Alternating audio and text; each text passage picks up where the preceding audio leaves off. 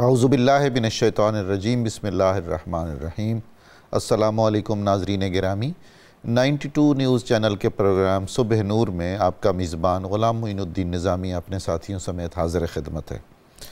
حضرت ابو انیس محمد برکت علی رحمہ اللہ تعالیٰ کی تالیف اسماء النبی الکریم سے خاتم الانبیاء سرور کائنات صلی اللہ علیہ وآلہ وسلم کا ایک اسم مبارک پڑھنے اور سننے کی سعادت حاصل کرتے ہیں۔ سیدنا المذکر صلی اللہ علیہ وآلہ وسلم، ہمارے سردار نصیحت فرمانے والے، درود و سلام بھیجے اللہ تعالیٰ آپ پر، آپ کی آل پاک پر اور آپ کے صحابہ کرام رضوان اللہ تعالیٰ علیہم اجمعین پر۔ حضرت مصعب بن سعد رضی اللہ تعالیٰ عنہ سے روایت ہے کہ ایک بار حضرت سعد بن ابی وقاص رضی اللہ عنہ کے دل میں خیال آیا کہ انہیں ان مسلمانوں پر فضیلت حاصل ہے جو مالی لحاظ سے کچھ کمزور ہیں۔ تو حضور نبی اکرم صلی اللہ علیہ وآلہ وسلم نے ارشاد فرمایا، یاد رکھو تمہارے کمزور اور ضعیف لوگوں کے وسیلے سے ہی تمہیں نصرت عطا کی جاتی ہے اور ان کے وسیلے سے ہی تمہیں رزق دیا جاتا ہے۔ اس حدیث شریف کو امام بخاری اور امام نسائی نے روایت کیا ہے۔ ناظرین مکرم، ہمارا آج کا موضوع تاریخ اسلام کا ایک عظیم معرکہ اجنادین ہے، اس کے واقعات اور اس کے نتائج۔ ظہور اسلام کے بعد چند برسوں میں اس زمانے کی دو عظیم ترین قوتیں اگر پاش ہو جائیں اور سلطنتیں مٹ جائیں تو یہ اعجاز محمدی صلی اللہ علیہ وآلہ وسلم ہی ہے، اور یہ ایثار ہے اور سرفروشی ہے اور جاں بازی ہے جو اللہ کے رسول صلی اللہ علیہ وآلہ وسلم کے ساتھیوں کو ودیعت ہوئی تھی۔ اس میں اس شجاعت کو دخل ہے، اس حمیت دینی کا کرشمہ ہے اور کمال ہے جو فیضان نگاہ مصطفیٰ صلی اللہ علیہ وآلہ وسلم تھا۔ ایک بڑی طاقت ایران تھی اور دوسری بڑی طاقت روم تھی۔ یہ دونوں سلطنتیں دیکھتے ہی دیکھتے اسلام کے سیل رواں کے سامنے ایک تنکے کی طرح بہہ گئیں، اور اس کے بہت سارے اسباب تھے۔ اسلامی لشکروں نے ان سلطنتوں پر جارحانہ کارروائیاں نہیں کی ہیں، بلکہ اپنے دفاع میں جنگ لڑی اور بالآخر ان کو مغلوب کر کے چھوڑا۔ اس میں جو جذبہ تھا بنیادی طور پر، اس طرح کے جتنی مارکہ آرائیاں بھی ہوئیں، وہ عہد رسالت صلی اللہ علیہ وآلہ وسلم میں ہوں یا عہد خلفائے راشدین میں ہوں، علامہ اقبال نے ان میں کار فرما روح کی طرف بہت خوبصورت اشارہ کیا ہے، اور خاص طور پر ان دو بڑی طاقتوں کے تناظر میں۔ فرماتے ہیں، مٹایا کیسر و کسریٰ کے استبداد کو کس نے؟ مٹایا کیسر و کسریٰ کے استبداد کو کس نے؟ وہ کیا تھا زور حیدر، فقر بوذر، صدق سلمانی۔ یعنی یہ وہ ایمان کی نشانیاں تھیں اور یہ وہ فضائل اخلاق تھے جو بنیادی طور پر مسلمانوں کے ہتھیار تھے۔ اور اس میں اضافہ فرما لیجئے ان جاں بازوں کے کارنامے اور ان کمانڈرز کی مدبرانہ صلاحیتیں جنہوں نے پوری دنیا سے لوہا منوایا کہ وہ عظیم ترین کمانڈرز ہیں۔ اجنادین ایک مقام کا نام ہے، ہمارے علماء کرام اس پر تفصیل سے روشنی ڈالیں گے، جہاں 13 ہجری میں یہ جنگ واقعہ ہوئی رومیوں میں اور مسلمانوں میں۔ یہ پہلی ایسی عظیم جنگ ہے جس میں مسلمانوں نے رومیوں پر ایک واضح برتری حاصل کی اور انہیں مغلوب کر لیا، اور ایک طرح سے اللہ تعالیٰ نے جو اپنے رسول کریم صلی اللہ علیہ وآلہ وسلم سے وعدہ فرمایا ہوا تھا اور رحمت للعالمین صلی اللہ علیہ وآلہ وسلم نے اپنی امت کو جو بشارت عطا فرمائی ہوئی تھی، یہ اس کی تکمیل ہوئی۔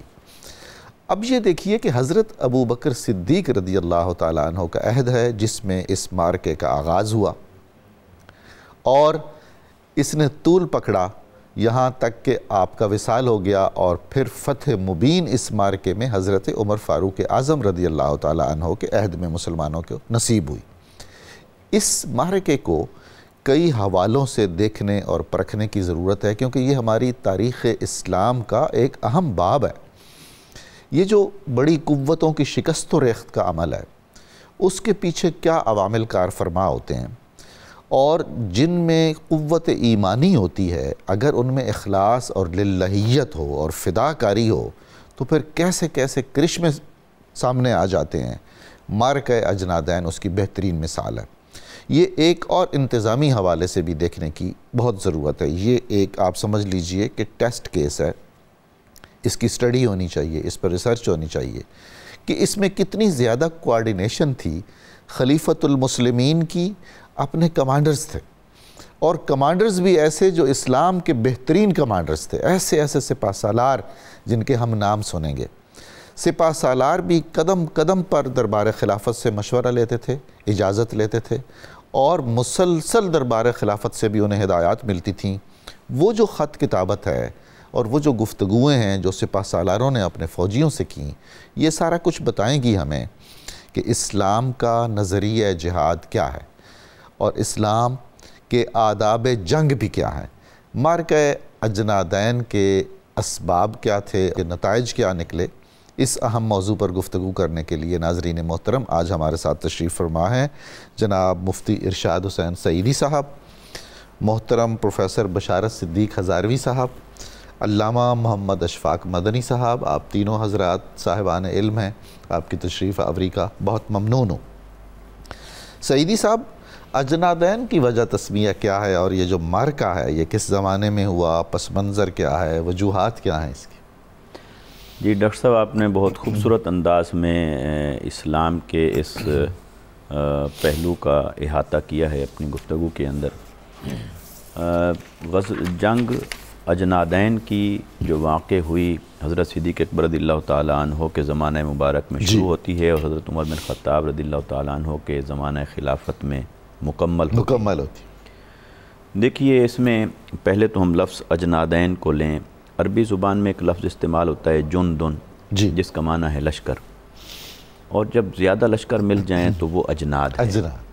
تو لہٰذا یہ اسلام اور اہل روم کی ایک بڑی جنگ تھی، جس میں مسلمانوں کی طرف سے بھی کئی لشکر مل کر ایک لشکر ہوئے، اور ان کی طرف سے بھی کئی لشکر مل کر ایک لشکر ہوئے۔ وہ تو رومیوں کی بہت بڑی سلطنت تھی، ہر خطے سے انہوں نے لشکر منگوائے ہوں گے، کیونکہ یہ ایک بڑا معرکہ ہوا اور فیصلہ کن معرکہ ہوا، لاکھوں میں تعداد تھی۔ تو ان کے کئی اجناد ایک طرف کھڑے تھے اور ادھر بھی کئی اجناد ایک طرف کھڑے تھے، تو وہ اس اعتبار سے حق اور باطل کا جو معرکہ ہوا تو اجنادین ہم اسے کہہ سکتے ہیں، دو بڑے لشکروں کے مد مقابل آنے کی جگہ، یعنی دو بڑے لشکروں کے مجموعوں کے مابین بہت خوب یہ معرکہ رونما ہوتا ہے۔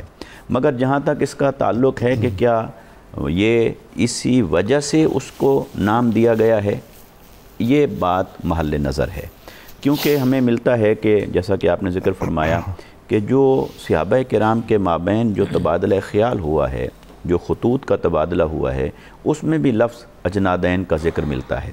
لہٰذا یہ اس کے شواہد ہمیں ملتے ہیں تاریخی اعتبار سے کہ یہ اس جگہ کا نام پہلے سے ہی چلا آ رہا تھا۔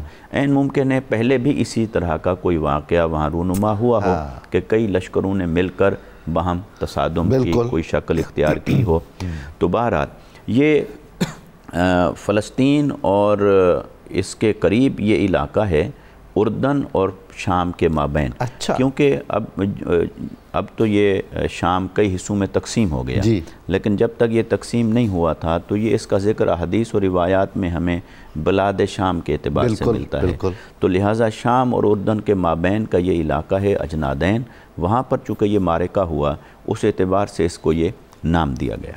اب جب ہم اس کے پس منظر اور اسباب کی طرف غور کرتے ہیں تو دیکھیے، کوئی بھی جنگ اور بڑی جنگ جب رونما ہوتی ہے تو اس کا سبب کوئی ایک نہیں ہوتا ہے، کئی اسباب ہوتے ہیں، اور وہ کئی اسباب چھوٹے چھوٹے اسباب مل کر اس بڑے تصادم تک پہنچاتے ہیں، ایک طویل پس منظر ہوتا ہے۔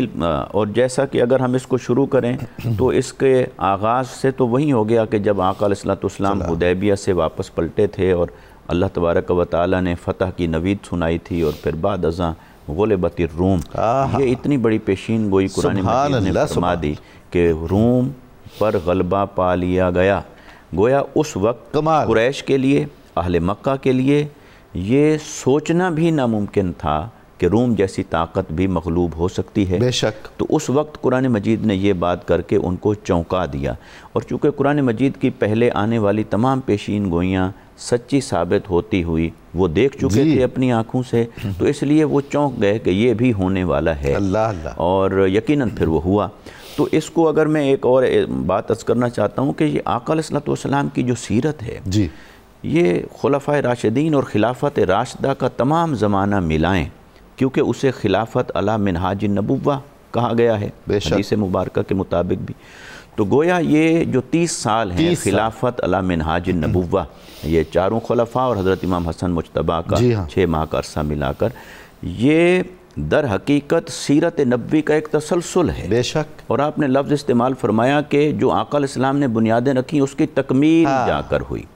تو لہٰذا یہ خلافت راشدہ کا جو زمانہ ہے یہ سیرت نبوی کا ہی ایک باب ہے. اچھا حضور، کیسے خوش نصیب ہستیاں تھیں یہ خلفائے راشدین کہ رسول اللہ صلی اللہ علیہ وآلہ وسلم کے ارشادات، آپ کی بشارات، ان کو سعادت ملی، ان کو درجہ تکمیل تک پہنچا. تو گویا کہ آقا علیہ السلام کی سیرت میں کئی وہ چیزیں ہیں جن کو آپ نے مکمل فرمایا، کئی وہ چیزیں ہیں جن کا اللہ کے حکم سے آپ نے بنیاد رکھی، بیج بویا، اور خلفائے راشدین کے ذریعے سے ان کی تکمیل پذیر ہوئی.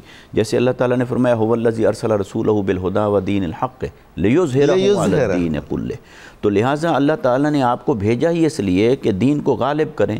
تو جو آپ نے بھی غالب فرمایا خطہ عرب میں، پھر اسی غلبے کو خلفائے راشدین نے جہاں تک پہنچایا، تو یہ غلبہ بھی اسی طرح آقا علیہ السلام کی ہی اس جد و جہد کی تکمیل کہلائے گی اور اسی زمرے میں. اب یہ جو اجنادین کا یہ معرکہ جو ہوتا ہے حضرت صدیق اکبر رضی اللہ تعالیٰ عنہ کے زمانہ مبارک میں، اگر ہم تاریخی پس منظر میں سوچیں تو وہ کتنا مشکل وقت تھا کہ آقا علیہ السلام کا وصال مبارک ہوا. صحابہ کرام کئیوں کے دل دکھی ہیں، غم زدہ ہیں، اور کئی آقا علیہ السلام کو دیکھ نہیں پا رہے، تو صاف ظاہر ایک ہجر ہے، ایک فراق ہے.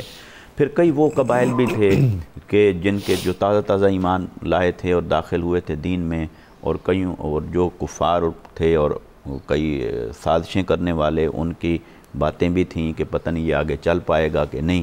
تو صدیق اکبر رضی اللہ تعالیٰ عنہ نے اس موقع پر جو کردار ادا کیا ہے وہ آقا علیہ السلام کی نیابت اور جانشینی کا حق ادا فرمایا.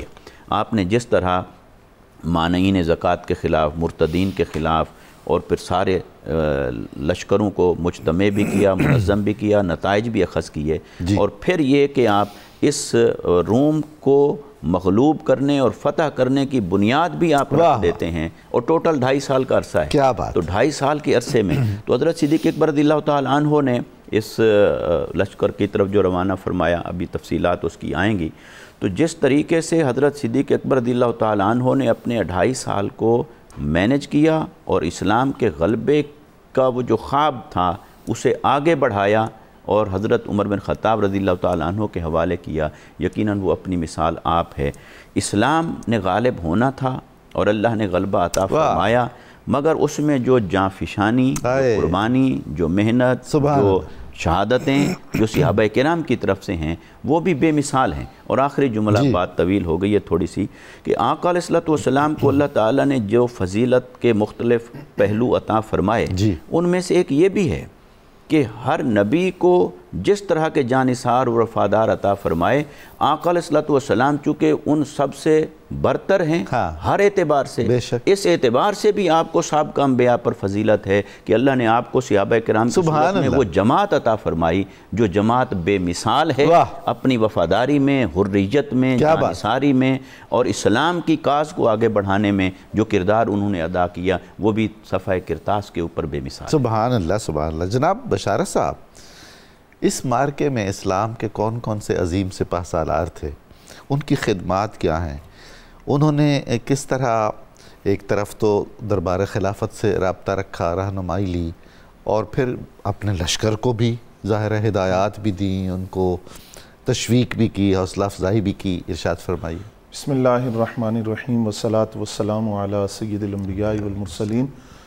سر صحابہ کرام نے جو اسلام کا ابتدائی دور دیکھا تھا اور جن مصائب کو اور تکالیف کو برداشت کیا، اور جو بے سر و سامانی کا عالم تھا، جو فاقہ کشی تھی، عالم کفر کے گمان میں بھی نہیں تھا کہ یہی مسلمان کیسر و کسریٰ کی حکومتوں کا تختہ الٹیں گے اور کئی سپر پاورز پر اسلام کا جھنڈا لہرائیں گے۔ بالکل ناقابل یقین تھا۔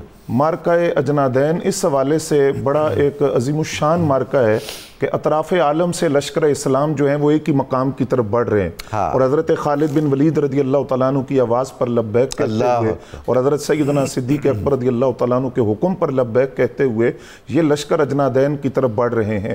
اب ان لشکروں کے اندر مختلف جو لشکر شامل تھے، ایک لشکر کی قیادت وہ صحابی کر رہے ہیں کہ دور صدیقی و فاروقی کے اندر جنہوں نے بلاد شام کی طرف جو فتوحات اسلامیہ کا سیلاب چل رہا تھا اس میں وہ داد شجاعت دیتے ہوئے نظر آتے ہیں۔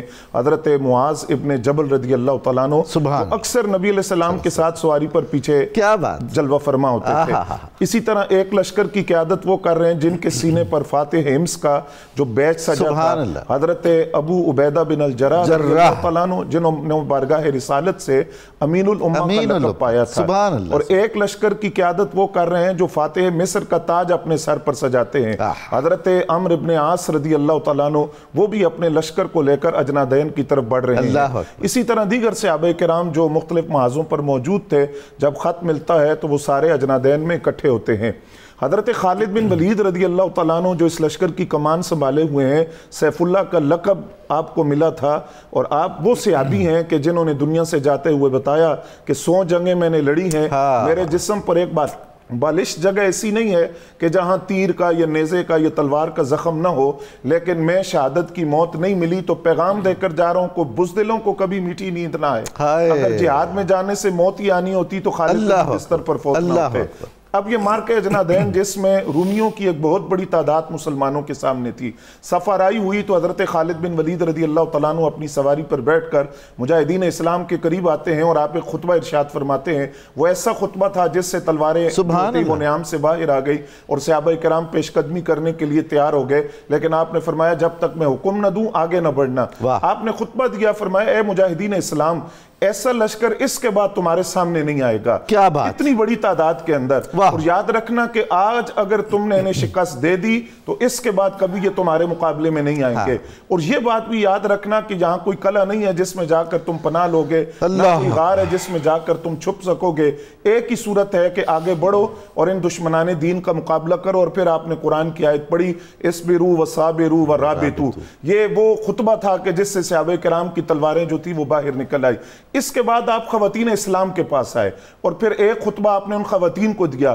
آپ نے فرمایا اے قبائل عرب کے سرداروں کی بیٹیوں اور اے قبائل عرب کی قابل فخر بیٹیوں، تم نے جو کارنامے سر انجام دیے ہیں قیامت تک ان کا تذکرہ جمیل ہوتا رہے گا۔ سبحان اللہ، سبحان اب یہ دشمنان دین تمہارے سامنے ہیں، یہاں بھی تمہارا وہ کردار رہے۔ اور لفظ دیکھیں، آپ نے فرمایا اگر کسی کو بھاگتا ہوا پاؤ تو اس کا بچہ اس کے سامنے کر کے پوچھنا کہ تم اپنے بچے کو کفار کے نرغے میں کیوں چھوڑ کر جا رہے ہو۔ اس کے بعد خواتین اسلام سے جب گفتگو ہوئی تو حضرت افرا بنت غفار، وہ حضرت خالد بن ولید اور حضرت خولا رضی اللہ عنہ وہ جواب دیتی ہیں، اور حضرت خالد بن ولید سے عرض کرتی ہیں اے امیر، اللہ کی قسم اگر ہمارا ان سے مقابلہ ہو تو ہم آپ سے درخواست کرتی ہیں کہ آپ ہمیں فرنٹ پر رکھیں۔ ہماری یہ تمنا ہے کہ ہم اپنی تلواروں کے ساتھ رومیوں کے چہروں کو کچل کر رکھ دیں، تو آپ ہمیں ان کے سامنے رکھیں گے۔ اور یہی جواب حضرت خولا رضی اللہ تعالیٰ عنہ نے دیا کہ ہم دین حق کے لیے اپنی قربانیوں کو پیش کریں گے۔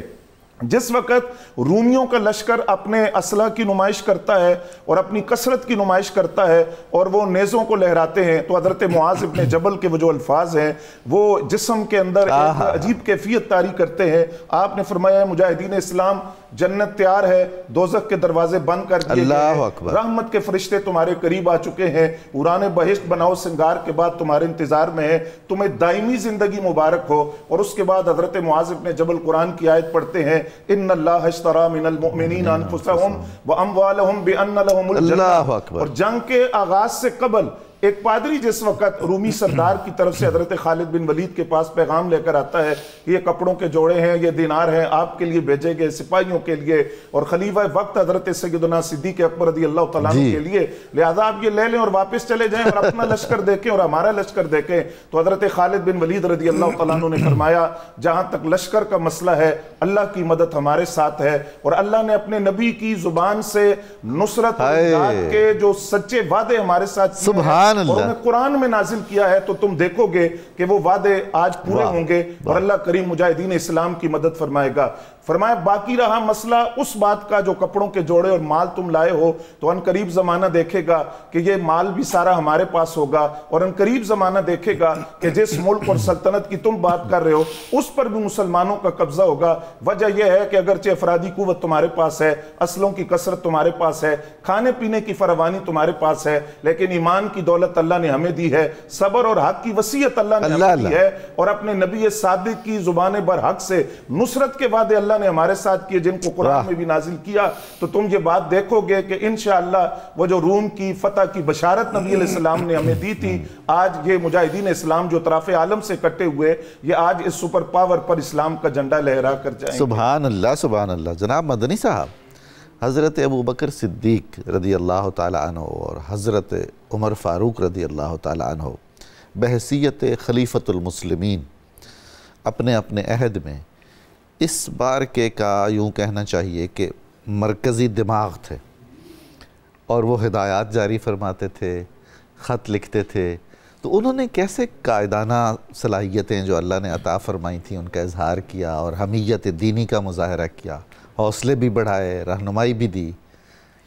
بسم اللہ الرحمن الرحیم. 13 ہجری جمادی الاولیٰ کے آخری ایام ہیں, اور یہ حضرت سیدنا امیر المومنین ابو بکر صدیق رضی اللہ تعالیٰ عنہ کی ظاہری حیات مبارکہ کا بھی آخری مہینہ چل رہا ہے. اس کے اگلے مہینے آپ دنیا فانی سے رخصت ہو گئے تھے.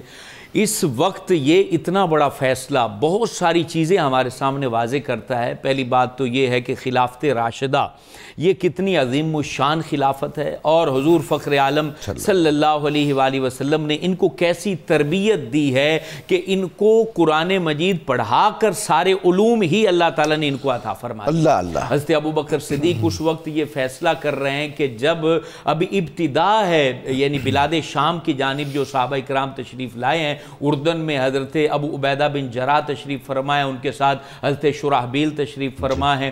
دمشق کی جانب جو ہے وہ حضرت یزید بن ابی سفیان ہیں, اور پھر یہ جو فلسطین کا علاقہ ہے جہاں پر یہ معرکہ اجنادین رونما ہوا ہے, جہاں حضرت عمر بن عاص موجود ہیں ان کی قیادت میں, اور حضرت خالد بن ولید جو ہے وہ عراق میں موجود ہے. اور ان کی دیکھیں حضرت ابو بکر صدیق, حضرت عمر فاروق اعظم, حضرت عثمان غنی, حضرت علی المرتضیٰ, ان لوگوں کی کیسی وسعت نظری تھی اور کیسی حکمت عملی تھی. یہ پوری دنیا کو دیکھ رہے تھے کہ اس وقت قیصر و کسریٰ کیا سوچ رہے ہیں. وہ ایک ایک لشکر کو جو ہے نا وہ مسلنا چاہتے ہیں اور ان کو کاٹنا چاہتے ہیں کہ اسلام آگے نہ بڑھ سکے. تو اسی وقت جو ہے وہ خلافت کی جانب سے, مدینہ طیبہ کی جانب سے خالد بن ولید کو خط لکھا جاتا ہے کہ عراق سے فی الفور آپ جو ہیں اجنادین پہنچے. کمال ہے. یہ اجنادین کون سا علاقہ ہے؟ یہ فلسطین کے جنوب کی سائڈ پر ہے, یعنی یہ ساحلی پٹی ہے جو آج اسرائیل کے قبضے میں ہے, اور یہ وہ جگہ ہے جو تجارت گاہ ہے. اور اس کی اہمیت روم کو پتا تھی کہ اگر یہ جگہ ہمارے ہاتھ سے چلی گئی تو پھر آگے کے سارے علاقے مسلمان بآسانی فتح کر لیں گے. اور مسلمان بھی جانتے تھے کہ اگر یہ جگہ ہمارے پاس نہ رہی تو پھر ہم آگے نہیں بڑھ سکتے. یہ تو پھر شاہرگ ہوئی گویا, شاہرگ رومی سلطنت. ہاں, رومی سلطنت کی. اسی لیے جو ہے حضرت خالد بن ولید کو حکم دیا گیا کہ جلدی سے آپ جو ہے اس مقام پر پہنچے. تو اب آپ نے مشورہ کیا حضرت خالد بن ولید نے کہ ہمیں راستہ کون سا اختیار کرنا ہے. ان کی دانائی اور ان کی عقل اور فہم دیکھیے. انہوں نے کہا یہ حقیقت بات ہوتی ہے کہ جب آپ سامنے والے لشکر کو ایک ایسا سرپرائز دے دیں کہ وہ حیران رہ جائیں کہ یہ ادھر سے کیسے آ گئے, تو وہ آدھی تو فتح اسی وقت ہی مل جاتی. تو حضرت خالد بن ولید نے اسی اسٹریٹجی کو جو ہے اختیار کیا.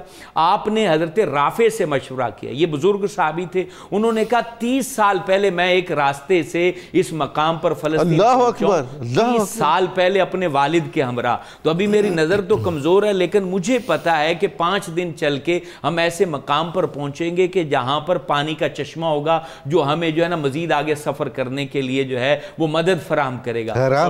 اور دوسرے راستے سے جاتے ہیں تو دن زیادہ لگ جائیں گے, کیونکہ یہ 1200 کلومیٹر کا سفر. اللہ اکبر. آج بھی یہ سفر جو जदीद जो मैप है उस पे 1100 किलोमीटर सफ़र है, यानी इराक से लेकर इसराइल तक, और यहाँ ये 1200 किलोमीटर का सफ़र था।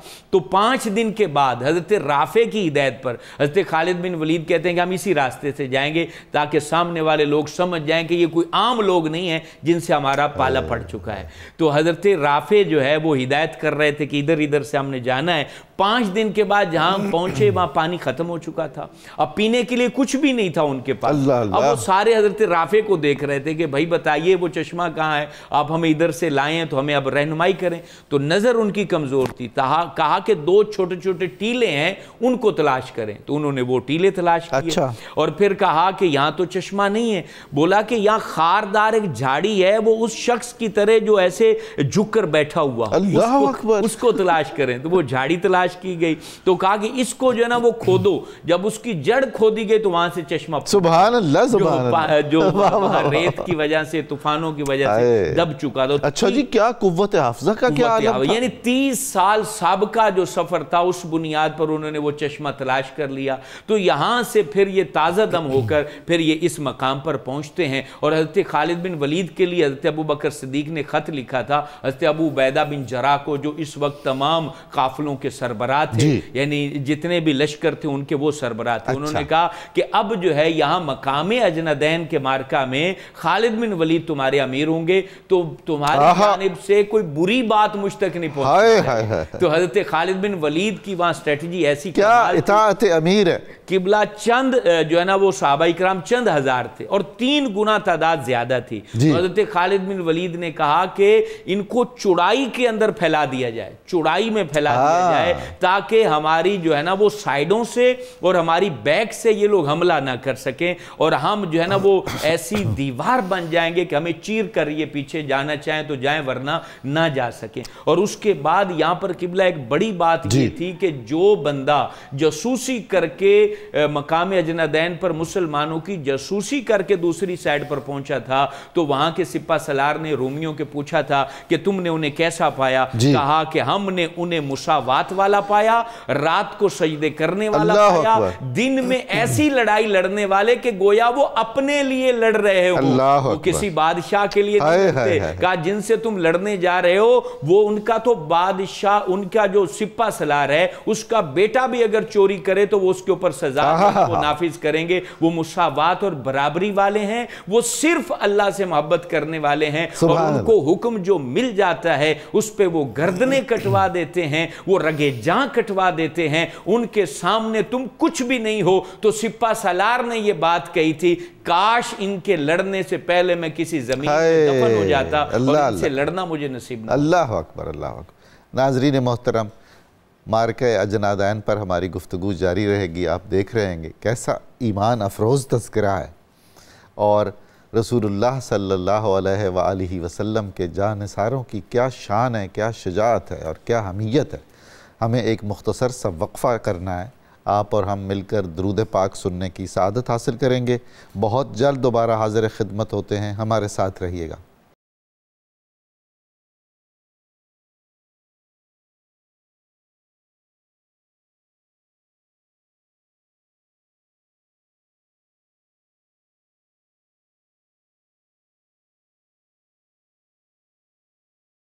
अस्सलामु अलैकुम नाज़रीन मोहतरम, सुबह नूर में दोबारा खुशामदीद। हमारा आज का मौज़ूअ गुफ्तगू है मारके अजनादैन, उसके असबाब और वाक़यात और नताइज। जनाब सईदी साहब, इस अज़ीमुश्शान मारके में मुसलमानों का अंदाज़ जंग क्या था, जंगी हिकमत अमली क्या थी जिसका आगाज़ किया अल्लामा मदनी साहब ने, और कुछ ऐसे ईमान अफरोज़ वाक़यात जो हमें हमेशा याद दिलाते रहेंगे इस मारके की। जी बहुत शुक्रिया डॉक्टर साहब, बहुत खूबसूरत अंदाज में माशाल्लाह तज़किरा हो रहा है।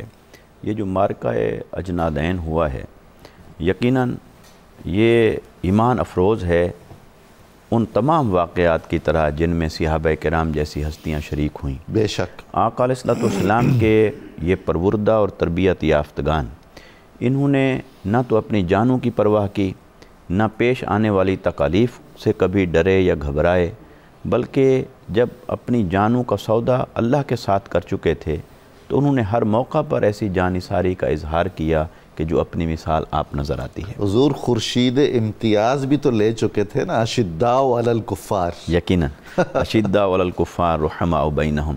تو آقا علیہ الصلوۃ والسلام کی یہ جو تربیت یافتہ جماعت تھی صحابہ کرام کی صورت میں، انہوں نے یقیناً اپنے پورے زمانہ خلافت کو دیکھیں یا جب تک صحابہ کرام باحیات رہے، انہوں نے ایسی مثالیں رقم کی ہیں۔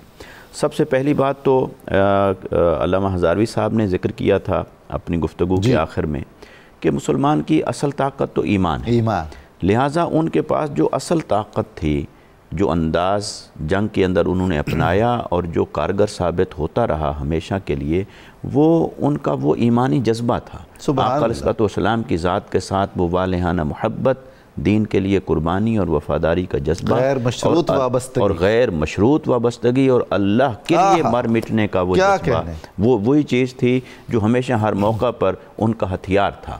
باقی یقیناً جنگ کے لیے، جنگ جیتنے کے لیے ظاہری ہتھیار، ڈسپلن، نظم و ضبط، اسٹریٹجی، حکمت عملی، ان تمام چیزوں کا اپنی اپنی جگہ پر ایک کردار ہوتا ہے اور یہ سب چیزیں بھی ہونا ضروری ہیں، مگر جو اصل مومن کی طاقت ہے وہ اس کا وہی ایمان ہے، حوصلہ ہے، شجاعت ہے، بہادری ہے، ایثار ہے۔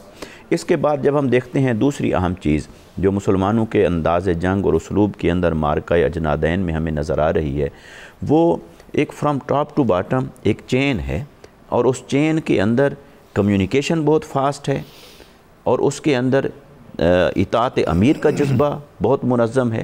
حضرت صدیق اکبر رضی اللہ تعالیٰ عنہ کس طریقے سے لمحہ لمحہ اس کی خبرگیری فرماتے ہیں، خط و کتابت فرماتے ہیں۔ حضرت عمر بن خطاب رضی اللہ تعالیٰ عنہ آپ کا کس طرح پیغام پہنچتا ہے اور جواب کس طرح سے پہنچتا ہے۔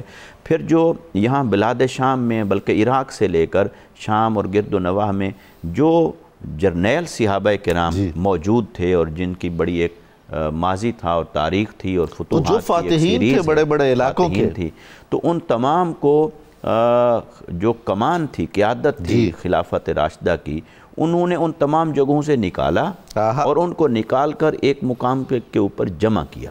اب دیکھیے نا، حضرت خالد بن ولید جیسی ہستی، حضرت ابو عبیدہ بن الجراح جیسی ہستی، حضرت عمرو بن العاص جیسی ہستی، حضرت شرجیل بن حسنہ جیسی ہستی، حضرت معاذ بن جبل، ان تمام لوگوں کی جہاں جہاں ذمہ داریاں تھیں، ان کو حضرت صدیق اکبر، حضرت عمر بن خطاب رضی اللہ تعالیٰ عنہما، انہوں نے اپنے علاقوں سے لشکروں سمیت نکالا۔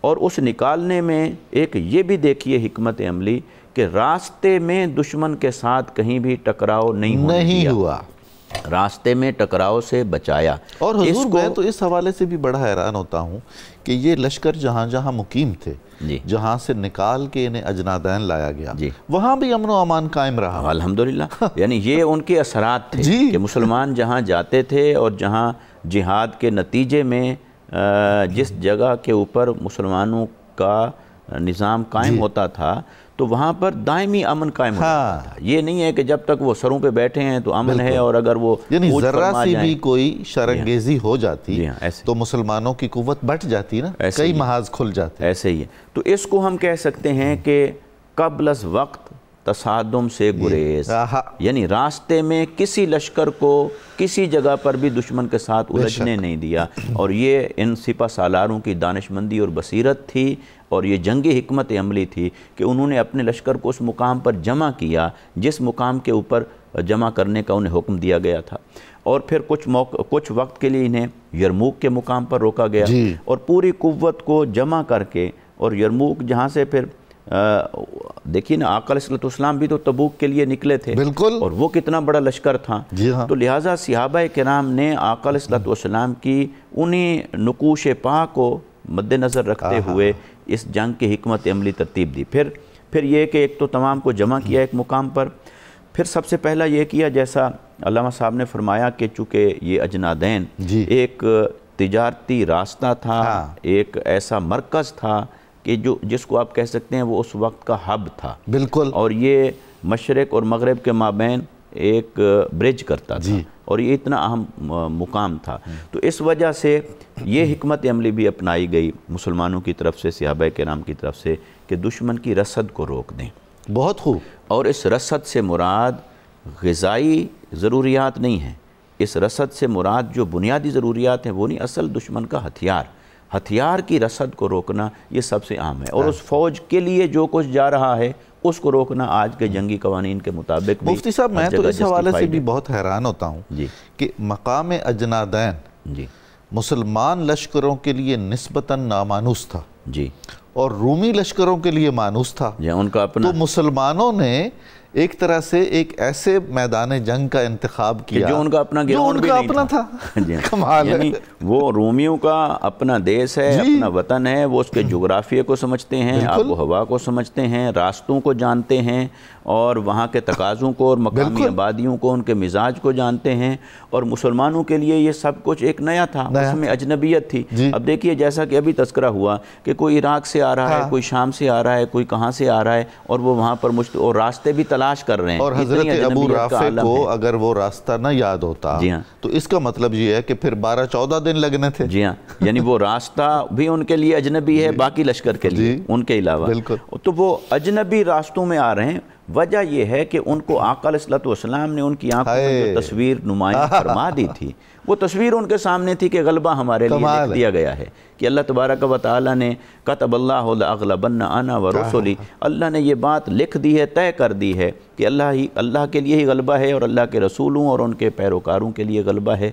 तो इस वजह से सहाबाए किराम के वो यानी पूरे वतन को, पूरी ज़मीन को ही वो आका अलैहिस्सलाम की ही ज़मीन समझते थे और अल्लाह की ज़मीन समझते थे, इसलिए वहाँ अजनबियत का सवाल नहीं था। तो वो जमा हुए। फिर उन्होंने जिस तरह मौका के ऊपर जंग शुरू होने से पहले जिस तरह अपने लश्कर को उन्होंने मुनज़्ज़म किया, तो अब मैं अपनी बात का खुलासा करूं तो इस मार्का अजनादैन के अंदर जो सहाबाए किराम की और मुसलमानों की तरफ से जंगी हिकमत अमली नज़र आ रही है, उसमें सबसे पहले इताअत अमीर है, फिर एक नज़्म और तरतीब है, फिर वो हौसला और शुजात है, फिर जो ज़ाहिरी तकाज़े जितने लड़ने के हैं उन तमाम को पूरा करके फिर जब अल्लाह पर तवक्कुल किया तो अल्लाह ने वो फतह अता फरमाई जो आज तक में। सुभान अल्लाह, सुभान अल्लाह। जनाब बशारत हज़ारवी साहब, ये वो मार्का है जिसमें इस्लाम के नामवर अजीम फर्जंद बहुत सारे शहीद हुए। तो एक दास्तान सरफरोशी की है, शजाअत की है, दिलावरी की है, जंगावरी की है, और एक शहादतों की दास्तान है। फरमाइए। सर, इसमें बुनियादी तौर पर हज़रत खालिद बिन वलीद रज़ी अल्लाह तआला अन्हु की तरफ से 3 चीज़ें उनके सामने रखी गई।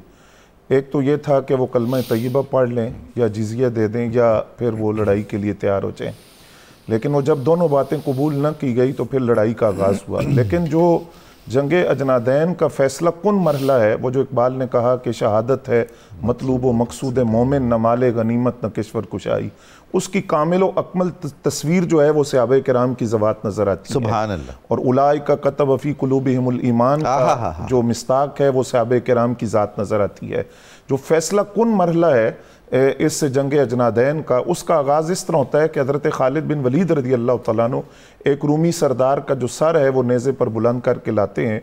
फिर वो रूमियों की तरफ जो है जब वो फेंका जाता है तो इस पे रूमियों के जो हौसले थे वो पस्त हो गए, और जब उन्होंने देखा कि हमारे सरदार कत्ल हो गए हैं तो उन्होंने पसपा होकर भागना शुरू कर दिया। अच्छा जी, उधर से भी बड़ा बड़ा सिपाह सालार था? जी बिल्कुल, यानी ऐसे ऐसे रूमी जर्नैल थे जी कि जो बहुत ही ज़्यादा उनकी भी फतूहात थी। जी बिल्कुल ऐसा। और यहाँ आप देखिए कि जिस वक़्त रूमियों ने भागना शुरू किया तो एक तरफ से हज़रत खालिद बिन वलीद रज़ी अल्लाह तआला अन्हु अपने लश्कर को लेकर हमला करते हैं, दूसरी तरफ से हज़रत अबू उबैदा बिन अल जराह रज़ी अल्लाह तआला अन्हु हमला करते हैं, तीसरा हज़रत दर्रार रज़ी अल्लाह तआला अन्हु तीसरी तरफ से वो हमला करते हैं और मुजाहिदीन को कहते हैं कि इनको काबू करो। अब अल्लामा वाक़दी यहाँ लिखते हैं फतूह शाम में कि चाश से लेकर असर के वक़्त तक हर पत्थर और ढीले जिसके पीछे कोई रूमी छुपा हुआ था उसको वासले जहन्नम किया गया। अल्लाह अकबर। इस कदर मुसलमानों को अल्लाह ताला ने गलबा अता फरमाया कि वहाँ जो रूमी मौजूद थे छुपे हुए वो बचे नहीं, और बाकी जो थे जब वो मुंतशिर होकर भागने शुरू हुए तो यहाँ हज़रत आमिर बिन तुफैल दोसी फरमाते मैं हज़रत अबू उबैदा बिन अल जराह रज़ी अल्लाह तआला अन्हु के लश्कर में था।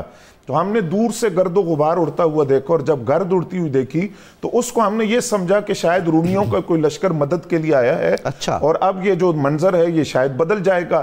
لیکن جب اب قریب پہنچے تو ہمیں پتہ چلا کہ حضرت سیدنا صدیق اکبر رضی اللہ تعالیٰ عنہ نے مجاہدین کے ایک لشکر مدد کے لیے بھیجا ہے، اور وہ لشکر اس وقت اجنادین کے مقام پر پہنچا ہے۔ حضرت عامر بن طفیل فرماتے ہیں تعجب کی بات یہ ہے کہ جس طرف سے وہ مسلمانوں کا لشکر مدد کے لیے آیا، رومی منتشر ہو کر اسی طرف بھاگ رہے تھے، تو لہذا جو بچ گئے تھے وہ نئے آنے والے لشکر کے ہاتھوں واصل جہنم ہوئے۔ تو اس نے بڑی تعداد رومیوں کی جتی وہ اس اجنادین کے اندر قتل کی گئی۔ فرماتے 90,000 تعداد تھی، اور 90,000 میں سے جو 50,000 ہیں کم و بیش فتوح شام کے مطابق ان کو واصل جہنم کیا گیا۔ مال غنیمت اس میں بڑی تعداد کے اندر مسلمانوں کے ہاتھ آیا، جس کے اندر سونے چاندی کی سلیبیں بھی تھی اور بہت سارا ساز و سامان تھا جو مسلمانوں کو مال غنیمت کے طور پر ملا۔ اب جو اس میں شہداء کی تعداد کو ہم دیکھتے ہیں کہ کون سے صحابہ کرام جنہوں نے جام شہادت نوش کیا، تو اس میں ایک طویل فہرست ہے۔ سب سے پہلے حضرت ابان بن سعید رضی اللہ تعالیٰ عنہ ہے، جس میں جام شہادت نوش کرتے ہیں۔ آپ کو تیر لگا، آپ زخمی ہو گئے، اور جب زخمی ہوئے تو آپ نے اپنا امامہ دستار سر سے کھول کر اپنے زخم کو باندھا، اور یہ آپ نے تاکید کی کہ اگر اس دستار کو کھولا گیا تو اس وقت پھر میری موت واقع ہو جائے گی۔ لیکن زخم دیکھنے کے لیے جب وہ دستار کھولی گئی تو آپ نے وہ شہادت کا جام نوش کر دیا۔ لیکن یہاں اہم بات یہ ہے کہ اسی اجنادین کے اندر ہی ان کا نکاح ہوا تھا، حضرت ابان بن سعید رضی اللہ تعالیٰ عنہ کا۔ اور جس خاتون سے نکاح ہوا ان کے ہاتھوں کی مہندی ابھی اسی طرح کی شہادت کی خبر پہنچی ہے۔ یہ خواتین اسلام ہیں، یہ بنات اسلام ہیں، ان کا کردار دیکھیے، وہ بڑے صبر کے ساتھ آئیں، انہوں نے اپنے شوہر کی لاش کو دیکھا، تدفین کے وقت بھی وہاں موجود تھی، اور واپس جاتے انہوں نے صحابہ سے کہا کہ مجھے وہ مقام دکھاؤ جہاں حضرت ابان بن سعید رضی اللہ تعالیٰ عنہ کی شہادت ہوئی ہے۔ آپ اس مقام پر گئیں اور ایک رومی کو لڑتے ہوئے دیکھا اور سوال کیا کہ یہ تیر پھینکنے والا کون ہے؟ تو جواب ملا کہ یہی آپ کے شوہر کا قاتل ہے۔ تو آپ نے اس مہارت سے تیر پھینکا، کمال ہو گئی، اس کی آنکھ میں جا کر لگا، تیر ٹوٹ گیا لیکن وہ اس آنکھ سے نکل نہیں سکا۔ اسی جنگ اجنادین کے اندر ایک شہید کا نام حضرت حارث بن حارث قرشی سہمی رضی اللہ تعالیٰ عنہ ہے، اور یہ حارث بن حارث وہ ہیں کہ جو 7 بھائی تھے اور 7 کے ساتھ اسلام لائے، اور 7 کے ساتھ کو اللہ نے 2 مرتبہ ہجرت کا اعزاز عطا کیا۔ حبشہ کی طرف بھی ہجرت کی ہے اور مدینہ منورہ بھی ہجرت کی، لیکن حضرت حارث کو یہ اعزاز ملا کہ جنگ اجنادین کے اندر انہوں نے شہادت کا جام نوش کیا۔ اسی طرح اسی جنگ اجنادین کے اندر ایک شہید کا نام حضرت اکرمہ بن ابو جہل ہے، جو ابو جہل کے بیٹے تھے جنہوں نے اسلام قبول کیا، اور جب وہ اسلام قبول کرنے کے لیے آئے تو نبی علیہ السلام تبسم فرماتے ہوئے ان کی طرف آگے بڑھے، اور نبی علیہ السلام نے فرمایا تھا مرحباً بالراکب المہاجر، کہ یہ مہاجر سوار کا آنا مبارک ہو، تو انہوں نے بھی جام شہادت نوش کیا۔ پھر اسی طرح حضرت خالد بن سعید ابان بن سعید کے بھائی، یہ دوسرا بھائی شہید ہوا، اور ان کے تیسرے بھائی حضرت عمر بن سعید وہ بھی اجنادین میں شہید ہوئے۔ خالد بن سعید وہ ہیں کہ جنہوں نے نبی علیہ السلام کو ایک انگوٹھی تحفے میں دی تھی جو ہمیشہ سرکار کی انگشت مبارک پر پھر حضرت صدیق اکبر، پھر حضرت فاروق اعظم، یہاں تک کہ حضرت عثمان غنی رضی اللہ تعالیٰ عنہ کے ہاتھ سے بیر عریس کے اندر وہ یہ انگوٹھی حضرت خالد بن سعید نے دی تھی۔ انہوں نے بھی جام شہادت نوش کیا، اور ان کو قتل کرنے والے کلمہ پڑھ کر مسلمان ہو گئے۔ انہوں نے کہا جب میں نے ان کو شہید کیا تو ان کے جسم سے ایسا نور نکلا تھا جس کو میں نے آسمانوں کی طرف بلند ہوتے ہوئے دیکھا۔ یعنی اگر یہ شان خدمتگاروں کی سردار کا عالم کیا ہوگا، سبحان اللہ۔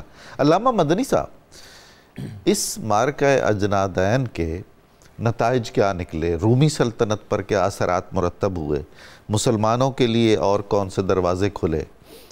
اور اسلامی فتوحات میں اس کی بہت منفرد شان کیا ہے؟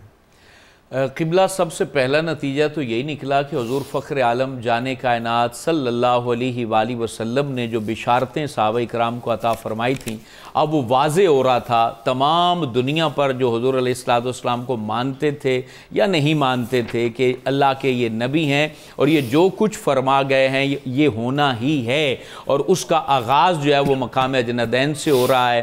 یوں سمجھیں کہ یہ جتنی فتوحات شام میں ہوئی ہیں ان کا یہ दरवाज़ा अल्लाह ताला ने मकाम अजनदैन पर खोल क्या बात, सहाबा इकराम पर फिर ऐसा खोला है कि सुबहान अल्लाह, उसके फ़ौरन बाद हज़रत खालिद बिन वलीद यहाँ से लश्कर लेकर दमिश्क पहुँच जाते हैं। फिर दमिश्क अल्लाह ताला जो है वो सहाबा इकराम को अता फरमा देता है। हज़रत उमर रज़ी अल्लाह ताला अन्हु का ज़माना मुबारक फिर शुरू हो जाता है, तो वो ख़त लिखते हैं कि आज के बाद जो हैं वो सिपा सालार आज़म जो हैं वो अबू उबैदा बिन जराह होंगे।